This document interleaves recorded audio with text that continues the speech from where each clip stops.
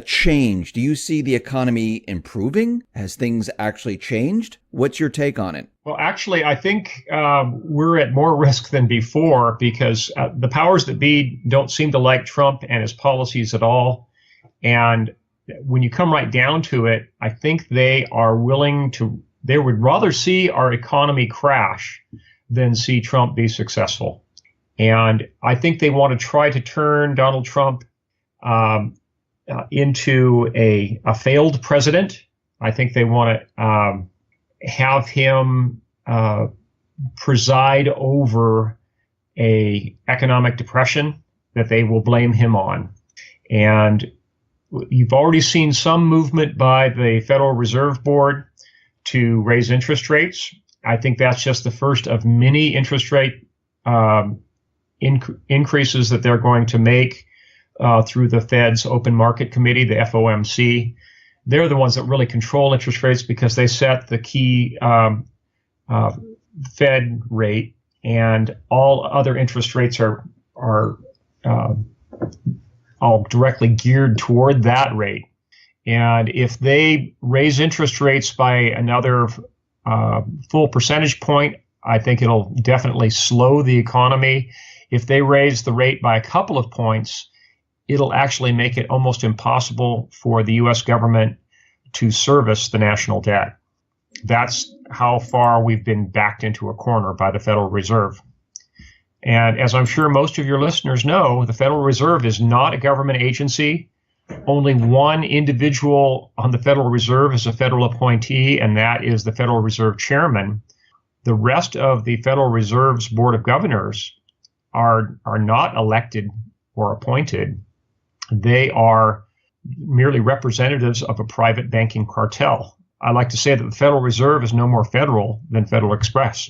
So do you think they're actually doing this on purpose? They decided, okay, here's Trump. He became president. Let's raise the interest rate. I mean, because we saw them raise the interest rates in December of 2016. And then as soon as he was in the presidency, they said, okay, let's raise it again. And we haven't seen this over the 8 years. So from what you're saying they're doing this on purpose now. I think they are. And I think they're trying to be subtle about it. They can't just jump in and say, okay, we're going to do 150 basis points. I think they're going to incrementally turn the screws on the Trump administration. And especially if Trump starts making any noises about reforming the Federal Reserve or about issuing U.S. Treasury notes to circulate side by side alongside Federal Reserve notes, that's when I think they're really going to drop the hammer on him. But just in general, they're unhappy with Trump, and I think they're going to incrementally raise interest rates to kind of sour the milk. They're going to try to slow the economy down. They're going to make, for years and years, the Federal Reserve has kept interest rates artificially low. So they have the excuse to raise them again because they've been artificially low for so long. We've been in zero interest rate policy for a long time, and now they're effectively in negative interest rates if you adjust it for inflation.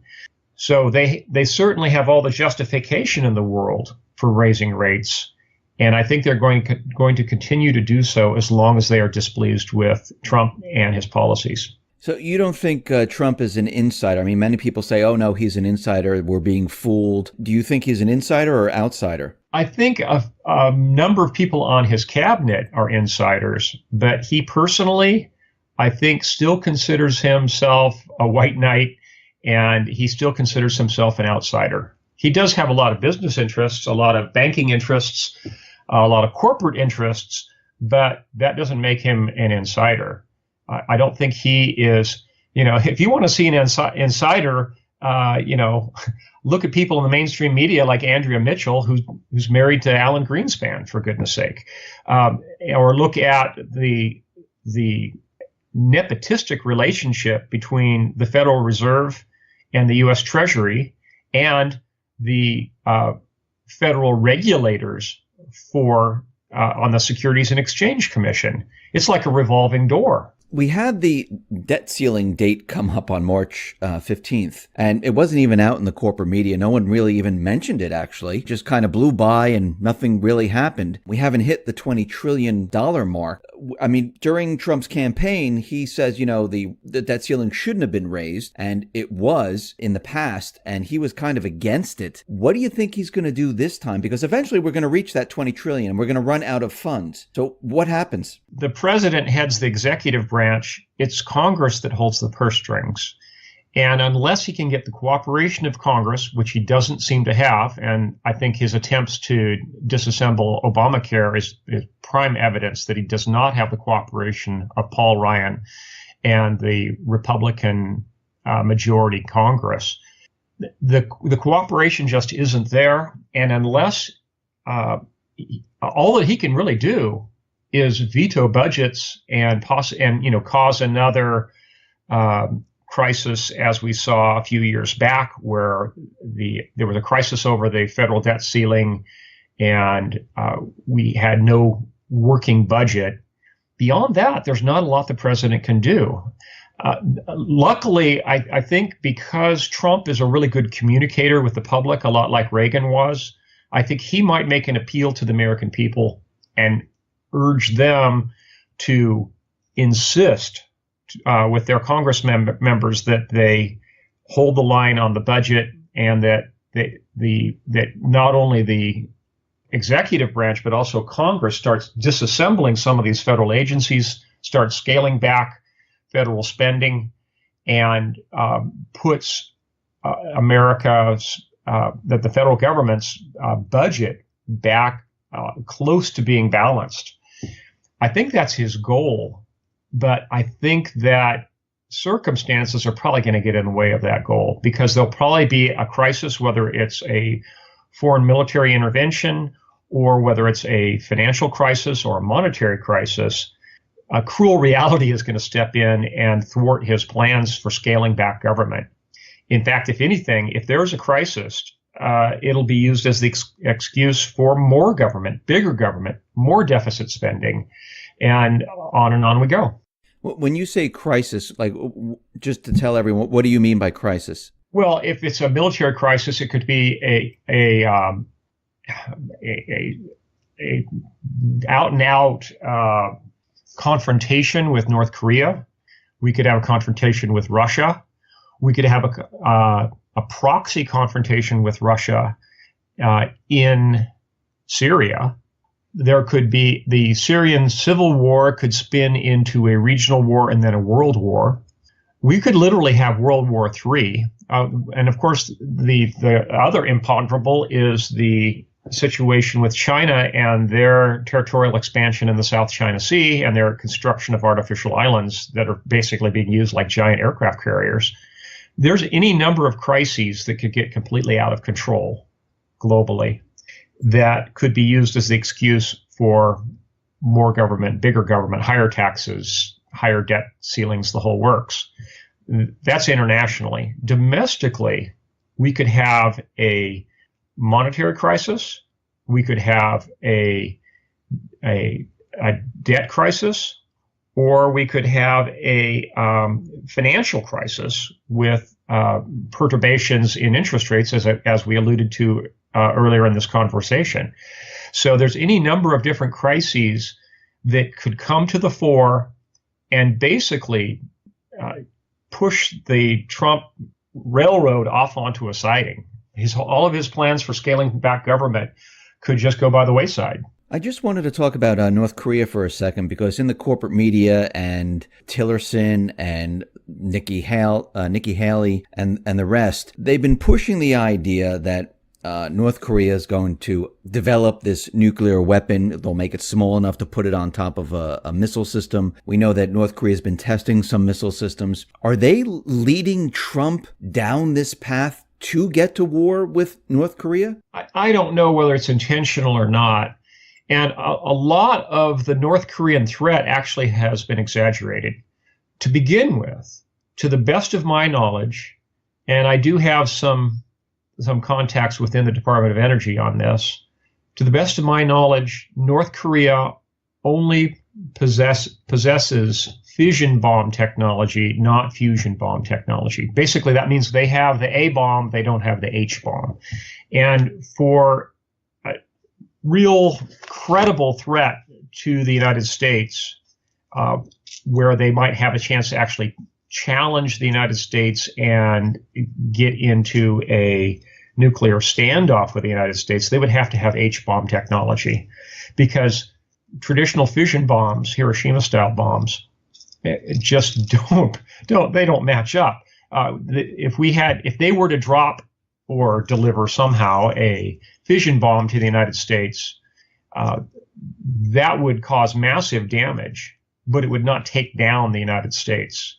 In response, the U.S. would rain down multiple hydrogen bombs, mainly on Pyongyang and on military marshalling yards and major military complexes in North Korea. The response would be so devastating and so disproportionate that I don't think that Korea would even attempt it in the first place. Until they get into the fusion bomb arena, and until they have true intercontinental ballistic missile delivery means, and right now they really haven't demonstrated that, I don't consider them a credible threat. That's not to say that because Kim Jong-un is not absolutely bat-Schumer crazy, that he might actually do something just have a wild hair and just do it without any care to the consequences. That's always a possibility, but that's more or less a black swan event. Again, unless or until North Korea develops fusion bomb technology and true ICBMs, they're not a credible threat. And I think that any posturing that's going on right now within the administration or from within the Pentagon is just that, only posturing. From your sources, have you heard anything about the U.S. preparing some type of covert mission into North Korea? There are certain individuals. I haven't heard anything along those lines, and even if I had, I probably would admit it publicly. But no, I certainly have not. And I think it would be foolish for the U.S. government to do anything provocative, because if news of that got out, and then North Korea did detonate a fission bomb inside the United States, that would be not only the end of an American city, it would also be the end of the entire Trump administration. Trump would be run out on a rail. So they can't even plan for something like that and have that become public knowledge. To the best of my knowledge, there is no such planning going on. And if anything, I think it's just a matter of some retargeting that's going on right now with MIRV missiles coming out of, Montana, Malmstrom Air Force Base in Montana, or coming more likely depressed trajectory MIRVs coming off of Trident submarines. With depressed trajectory, there's basically no warning before those missiles MIRV, and then those warheads detonate on or above their targets. What is then the purpose of them continually pushing out the idea that North Korea is coming to get us? I think it's more political than anything else, and a lot of it inevitably goes back to the personality of the third generation of North Korean leaders with Kim Jong-un. He is a very unstable guy, and he's been parodied. He and his father were both parodied horribly by the American mass media, with the classic "I'm so ronery" routine. He's easy to pick on, and he's easy to turn into the bogeyman to be afraid of by folks, especially, I hate to say it, there's some within the Pentagon who are actually playing up these fears. You don't think that maybe, I mean, I heard some talk about they were using some type of cyber warfare to redirect North Korea's missiles where they, flew them off into the ocean. They didn't work that well. I hate to say it, but you can't really use cyber weapons on a country that is essentially a dark country. If you look at a satellite picture of East Asia at night, you see this big black blob just north of South Korea. That's North Korea. And you see one or two little lights for Pyongyang, and that's it. North Korea is still essentially living in 1950s technology. Their level of automation is very low. Their computing systems that they have are discrete, isolated, essentially air-gapped systems. Unless you have a human agent who's going to insert a program, a virus or a Trojan horse worm, whatever, into the computing system that they use for their missile systems, and so far as I know, the missile systems they have are not long range, you're basically not going to be able to affect those computing systems. It's not like the Western powers where everything is interlinked and intertwinkled. You really don't have the opportunity to get a virus into their system because all their systems are air-gapped. And frankly, I think that the vast majority of their systems are not even computerized to begin with. We're talking dumb atom bombs, dumb fission bombs that would be dropped from a plane or perhaps transported on a short to medium range missile. They just don't have the technology, and you can't exploit technology that doesn't exist. So the talk of, what you're saying is that since they're not as developed, all this talk about North Korea cyber attacking Sony and the rest is kind of hard to believe. Yeah, that's just not credible, simply because there just aren't enough computers in North Korea, and there's not enough connectivity from North Korea, except a bit through China, for them to even have a cyber warfare force that's in any way capable. A lot of the pictures that you see coming out of North Korea show older generation technology computers sitting on desktops with traditional CRT screens that haven't even switched to flat panel monitors for these computers. That shows you how out of date they are. And these banks of computers that I think are just publicity photos. I don't think they really even have much of a legitimate cyber warfare apparatus. Unless China has somehow subsidized and provided them the technology, I don't think it even exists. I wanted to talk about being prepared. A lot of people ask me, what should I do? And I know that you've written many different books on being prepared and different scenarios that might arise. I wanted to know, are there different plans if there was an economic collapse compared to a countrywide terrorist attack, compared to maybe an EMP detonation or a war or a nuclear war? Are there different ways to prepare, or are they all the same? They're all essentially the same, because the real linchpin, if you look at any of those scenarios, is the American power grid. And there's three grids: an Eastern grid, a Western grid, and a Texas grid.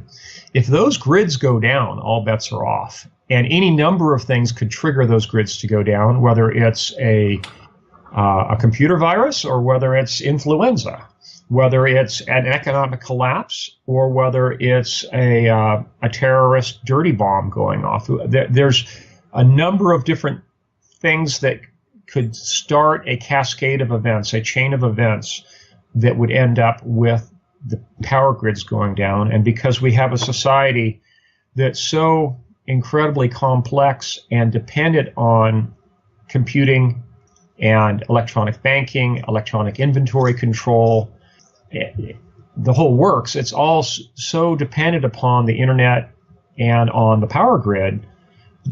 That's the real linchpin. And once that the grids go down, all bets are off. What do you put the odds at that the power grid could come down? I would say in our lifetime, there's probably a close to 50-50 chance that we could see the grids go down for a period of more than a few weeks. And that is, from an actuarial standpoint, is a very scary figure, because if the grids do go down for more than a couple of weeks, we're going to see massive loss of life, chaos in the cities, and it could even get to the point where, as I portray in my novels, that it's just not recoverable, where you have a complete societal collapse that's triggered by the grid collapse. Now, I was in Manhattan. I worked in Manhattan in 2003 when the East Coast power, was shut down. And I was in New York, and it was completely black. It was completely dark. And the first 2 days, people were actually in a very good mood. I mean, stores and bars, they were selling beers for like $1 or things like that, because they're trying to get rid of their supplies because they had no refrigeration. What I did notice, though, in New York is a lot of the office buildings who had generators, they didn't have the fuel to continually keep them operational. After a couple of hours, the building started to go black, and on the second day, they couldn't get fuel in there to keep them operational. I mean, when you're saying if there is a grid down type of scenario, what should we expect? Day 1, day 2. I know what I saw in New York. Day 3, day 4.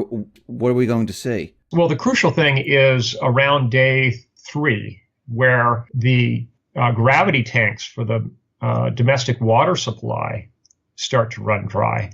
Most people don't realize that most of the water systems for the cities is not gravity fed. There's only a few cities in the United States that have gravity fed systems from end to end. And one of those is San Francisco, for example. That water all comes from high up in the Sierra Nevada mountains, and it's gravity fed all the way from the dam all the way to people's taps in San Francisco. But cities like that are a tiny minority. Most cities require grid power to pump water up to gravity tanks that then serve the lines. And if there's a grid down situation, the pumps stop running. The gravity tanks will be dry in about 3 or 4 days. And that's where the real crisis sets in, because not only do you have people without water and desperate and fleeing the cities, you also have a public health nightmare because toilets are no longer flushing, and we have a society that's highly urbanized and accustomed to being urbanized. They don't know how to revert to digging latrines and slit trenches and such. They just don't have the common sense not to foul their own open water supplies. So all the creeks, the ponds, the streams will all be fouled by human waste. And very shortly after the civic water supplies are disrupted, we're going to have a public health nightmare. We're going to have huge epidemics that spring up very quickly. So in this power grid scenario, do you see people on the move, like leaving their area? Yes, especially starting in the Southwest, cities like Phoenix and Tucson, where people will immediately recognize, hey, we're out of water and we're going to die. They're going to hop in their cars and go. And you're going to see the highways and freeways turn into massive linear parking lots very quickly, starting in the Southwest and then eventually all over the country, because even people who are on well water, even people who are on well water with a backup generator, a lot of them don't realize that their well pumps are 220 volt well pumps and their backup generators are 120 volt AC generators. They can't run their well pumps. So a lot of people have this false sense of security that they're prepared. Even some people in that category are going to end up as refugees. The loss of life that we stand to see from this will be huge. There'll be massive dislocation of people. There'll be just a huge segment of our population has chronic medical conditions. They're either dependent on insulin, on CPAP breathing machines, on medical oxygen, on kidney dialysis. There's a lot of people that without grid power are just going to plain die. Now, I wanted to compare what we just said about the power going down, the grid shutting down, to being prepared for an economic collapse and how it differs. So let's say the power stays on, but the economy collapses. Then we'll have something more like the Depression of the 1930s, but on steroids, where we're going to see a lot more civil disruption, a lot more riots, looting, bank robbery, all of that going on, simply because we have a society that is far less homogeneous than our society in the 1930s, and more importantly, because we have a society with much more stratification and specialization. Back in the 1930s, still 20% of American families were actively engaged in farming, fishing, or ranching. Now 1% of the population is feeding the other 99%. And because of that, we really don't have the opportunity to revert. People don't have the country cousins they once had. And if we have an economic collapse, the level of starvation is going to be huge. And the concomitant level of civil disruption is going to be enormous. It's going to make the Depression of the 1930s seem mild by comparison. Now, do you think people would stay in one spot during an economic collapse? Because during a power grid, you say they'll be on the move. With an economic collapse, you think more people will stay in their homes and hunker down? Yes, hunker down. Much larger portion of our society, folks will just stay at home, stay glued to their televisions. They'll, in the big cities, there'll be a lot of huge riots and protests and maybe even some organized looting that goes on. But the majority of people are going to stay put if it's simply an economic collapse and it's grid up. But again, if it's grid down, all bets are off, because then the great golden horde migration takes place. The people that are staying home in the economic collapse, if the grid is up, will they have problems getting food? Will they have problems getting water? Will they have problems? I mean, because if there is an economic collapse, what about the electrical facilities, the gas facilities? Is everything still operational? Even if it's grid up, there's still a tipping point that takes place. And that is, if the drivers of the 18-wheel trucks that deliver groceries to the big cities every day no longer feel safe driving into those cities because of widespread rioting and looting, if they're afraid that they're going to become the next Reginald Denny and be pulled out of their truck and see their truck looted, they're simply not going to drive into those cities. That's the tipping point where even if it's grid up, we could still see a full-scale societal collapse. Let me take this one step further. What happens if we get into war? Because there's a lot of war talk out there. And during World War I, World War II, war was really fought overseas. The people who were living in the United States really didn't see anything. If there's a World War III scenario, will the war be contained overseas? I don't think so. No, I think at the very least, we're going to see a lot of terrorist events, or we could see the infiltration of terror teams from nation states, not just terrorist groups that are ideologically driven, but we could see nation state sponsored terrorist groups, more or less like the Spetsnaz, infiltrating to contaminate water systems, to set off dirty bombs, to spread biological warfare vectors. There's any number of different things they could do to cause tremendous chaos, but the majority of the targets will be in big cities. For anyone living in the suburbs, they might be partially affected.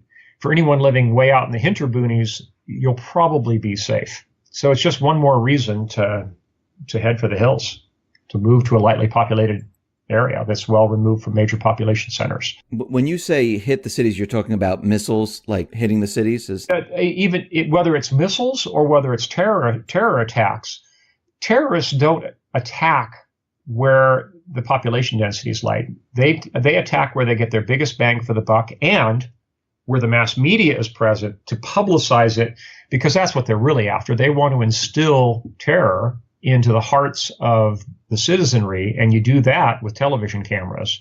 So you go where the television cameras are, the big cities. So for your advice to people, when we talk about all these different scenarios, what is the best way to prepare for this? What should they have on hand? Well, people need to stock up, they need to team up, and they need to train up.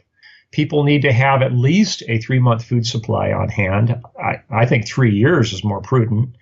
And people need to team up with their neighbors, and they need to train up essentially to create like a neighborhood watch on steroids. And that is best done in a small town environment or in the countryside. Once you have a population over about 5,000 people, it's really hard to maintain any kind of law and order, because you kind of lose the whole concept of the we-they paradigm. I talk about that in my blog. If you go back through my blog archives at survivalblog.com, I posted an article a few years back that was called Mineshaft or Gemeinschaft. And I also did an article on the we-they paradigm. It's only when you have a small town that you have a sense of cohesion, and where you have the opportunity to essentially barricade a town and filter out the bad elements coming into the town, where you don't want to have gangs of looters coming into your town. It might even come to a situation where you have to roadblock cities, and you can only do that in a town that has a population of somewhere between 300 to 500 and a population of about 5 to 7,000. Any smaller than that lower number, and you don't have enough manpower to maintain roadblocks 24 hours a day, 360 degrees around a town. And any population higher than that, you lose the sense of cohesion.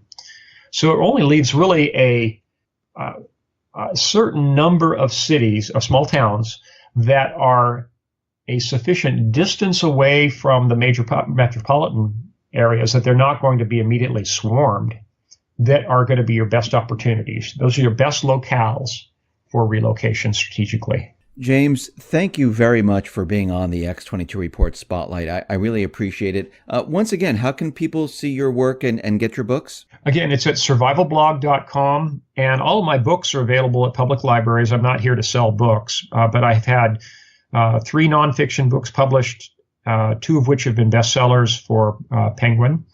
And I've also published 7 novels, 3 of which have been New York Times bestsellers. That's the Patriot series, and my new series is called The Counter-Caliphate Chronicles. The first book of that has been published. But again, everything that I've been talking about here is available free of charge at my fully searchable website. It's a blog site called survivalblog.com. Please, folks, take full advantage of the resources there. Again, I'm not here to make a buck. I'm here to wake people up, get people prepared, and save some lives. James, once again, thank you very much for being on the X22 Report Spotlight. I really appreciate it. Thank you very much, Dave. God bless you and your listeners. You too. Thank you very much.